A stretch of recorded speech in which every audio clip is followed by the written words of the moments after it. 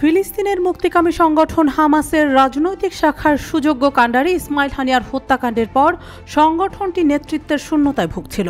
কিন্তু পরিস্থিতির সামাল দিতে এবং হামাসের যুদ্ধযাত্রাকে মসৃণ রাখতে সংগঠনটির রাজনৈতিক কার্যালয়ের নতুন প্রধান হিসেবে ইয়াহিয়া আল সিনওয়ারকে নির্বাচিত করা হয়।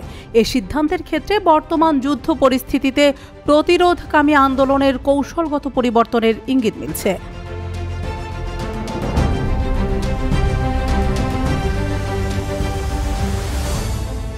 গত 31 জুলাই তেহরানে হামাসের রাজনৈতিক কার্যালয়ের প্রধান ইসমাইল হানিয়াকে হত্যার ফলে গাজা যুদ্ধে এই ঘটনার সম্ভাব্য পরিণতি, এর সঙ্গে সম্পর্কিত আঞ্চলিক দ্বন্দ্ব, এই যুদ্ধ নিয়ে আলোচনার প্রক্রিয়া এবং অভ্যন্তরীণ পরিস্থিতি নিয়ে হামাস এবং বহির্বিশ্বের মধ্যে নানা প্রশ্ন এবং উদ্বেগের সৃষ্টি হয়েছে।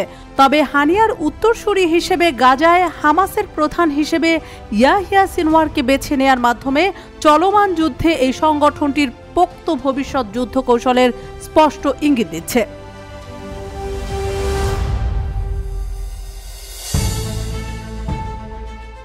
ইয়াহিয়া সিনওয়ারকে বেছে নেওয়ার পিছনে কিছু কারণ কাজ করেছে। যেমন, সিনওয়ারকে বেছে নেওয়ার বিষয়টি কেবলমাত্র গাজা এবং এর বাইরে প্রতিরোধকামী বিভিন্ন দলের মধ্যে কেবল সম্পর্কের ক্ষেত্রে অভ্যন্তরীণ ঐক্যই দেখায় না, বরং ইসরায়েলি দখলদারদের বিরুদ্ধে আরও শক্ত প্রতিরোধ গড়ে তোলার একটি স্পষ্ট বার্তাও দিচ্ছে। এই বার্তাটি হলো যে হামাস আন্দোলনে এখনও শক্তিশালী এবং হানিয়াকে হত্যার পর যুদ্ধের নতুন পর্বের চ্যালেঞ্জ মোকাবেলায় নতুন নেতৃত্ব তৈরি করার ক্ষমতা হামাসের আছে।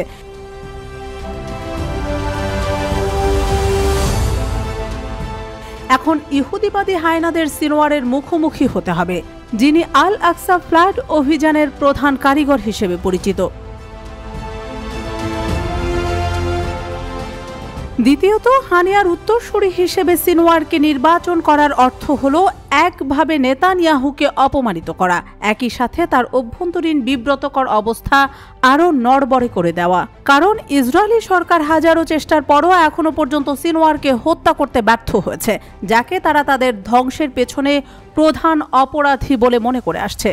হামাস প্রমাণ করে দেখিয়েছে যে সংগঠনটির যথা উপযুক্ত কৌশল এবং বুদ্ধিদীপ্ত রূপরেখার কাছে নেতানিয়াহুর নিকৃষ্ট কূটকৌশল এখনও অকেজো।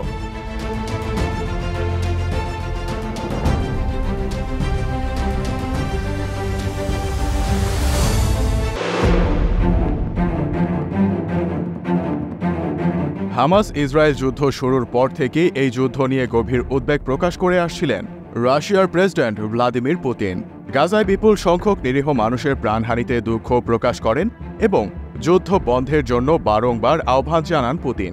এবার পুতিনের দেশ সফর করতে যাচ্ছেন ফিলিস্তিনের প্রেসিডেন্ট মাহমুদ আব্বাস। উদ্দেশ্য, গাজা পরিস্থিতি নিয়ে দ্বিপাক্ষিক আলোচনা। 12 আগস্ট সোমবার 3 দিনের রাষ্ট্রীয় সফরে মস্কো যাওয়ার কথা রয়েছে মাহমুদ আব্বাসের। এ ব্যাপারে মস্কোতে ফিলিস্তিনের রাষ্ট্রদূত আবদেল হাফিজ নোফাল বলেন, সবকিছু ঠিক থাকলে সোমবার বিকেলে মাহমুদ আব্বাস মস্কোতে পৌঁছাবেন। মঙ্গলবার পুতিনের সঙ্গে বৈঠকের দিন ধার্য রয়েছে। দুই নেতা গাজা যুদ্ধ বন্ধে আলোচনা করবেন। রাশিয়ার ভূমিকা নিয়েও পরিকল্পনা হতে পারে। রাশিয়ার সঙ্গে ফিলিস্তিনের সুসম্পর্ক প্রসঙ্গ টেনে হাফিজ নোফাল বলেন, আমরা অত্যন্ত কঠিন পরিস্থিতির মধ্য দিয়ে যাচ্ছি। রাশিয়ার সঙ্গে আমাদের সম্পর্ক ঘনিষ্ঠ। চলমান পরিস্থিতিতে আমাদের পরস্পরের সঙ্গে আলাপ আলোচনা গুরুত্বপূর্ণ ভূমিকা পালন করবে বলে আশা করছি। বছরের পর বছর ধরে রাশিয়া মধ্যপ্রাচ্যের প্রভাবশালী দেশগুলোর সঙ্গে ভারসাম্যপূর্ণ সম্পর্ক রক্ষা করে চলছে। এর মধ্যে ইসরায়েল এবং ফিলিস্তিনিও রয়েছে।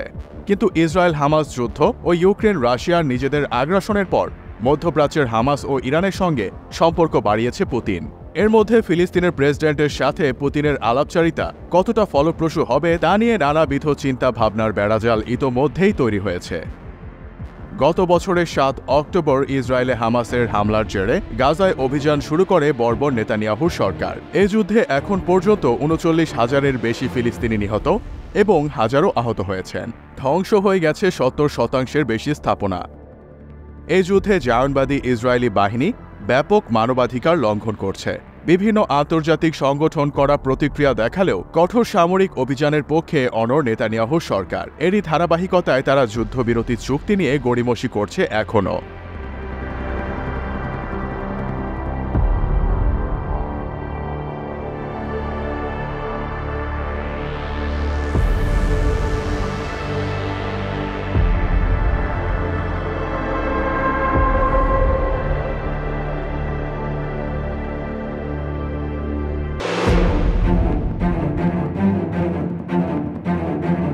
ইউক্রেন রাশিয়া যুদ্ধে গুরুত্বপূর্ণ ভূমিকা পালন করে চলেছে পুতিন মিত্র দেশ বেলারুশ। এবার ইউক্রেনের বিরুদ্ধে আকাশসীমা লঙ্ঘন করে ড্রোন হামলা চালানোর গুরুতর অভিযোগ তুলেছে দেশটি।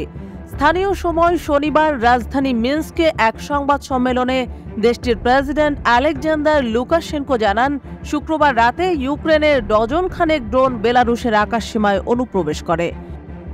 বেলারুশের পররাষ্ট্র মন্ত্রণালয় এক বিবৃতি প্রকাশ করে হুঁশিয়ারি দিয়ে বলেছে, কিয়েভ যদি মিন্স্কের বিরুদ্ধে বেপরোয়া নীতি চালিয়ে যায় তাহলে বেলারুশ মিন্স্কে ইউক্রেনের দূতাবাস বন্ধ করে দেওয়ার বিষয়টি বিবেচনা করবে। ইউক্রেনের কয়েকটি ড্রোন বেলারুশের আকাশসীমা লঙ্ঘন করার পর ওই হুঁশিয়ারি দিল মিন্স্ক। বেলারুশের প্রেসিডেন্ট আলেকজান্ডার লুকাশেনকো রুশ প্রেসিডেন্ট ভ্লাদিমির পুতিনের ঘনিষ্ঠ মিত্র হিসেবে পরিচিত। বেলারুশের আকাশসীমায় ইউক্রেনের অন্তত 12টি ড্রোনকে গুলি করে ভূপাতিত করা হয়েছে বলে আলেকজান্ডার লুকাশেনকো খবর দেওয়ার পর ইউক্রেনের চার্জ দ্য অ্যাফেয়ার্সকে বেলারুশের পররাষ্ট্র মন্ত্রণালয়ে তলব করা হয়। বেলারুশের পররাষ্ট্র মন্ত্রণালয় হুঁশিয়ারি দিয়ে বলেছে, ইউক্রেনের পক্ষ থেকে এমন পদক্ষেপ নেওয়া অব্যাহত থাকলে তা আঞ্চলিক উত্তেজনা কেবল বাড়িয়েই তুলবে। আকাশসীমা লঙ্ঘন করে হামলার চেষ্টা চালানোর বিষয়ে মিত্রদেশ ও আন্তর্জাতিক সংস্থাগুলোর সঙ্গে আলোচনা করে যথাযথ ব্যবস্থা নেওয়ার হুঁশিয়ারি জানিয়েছে বেলারুশের পররাষ্ট্র মন্ত্রণালয়। এদিকে এরই মাঝে গোমেল ও মজির সীমান্তে সেনাদের অবস্থান শক্তিশালী করার নির্দেশ দিয়েছে লুকাশেনকো। ক্ষেপণাস্ত্র ও বিশেষ বাহিনী মোতায়েন করা হচ্ছে সেসব এলাকায়।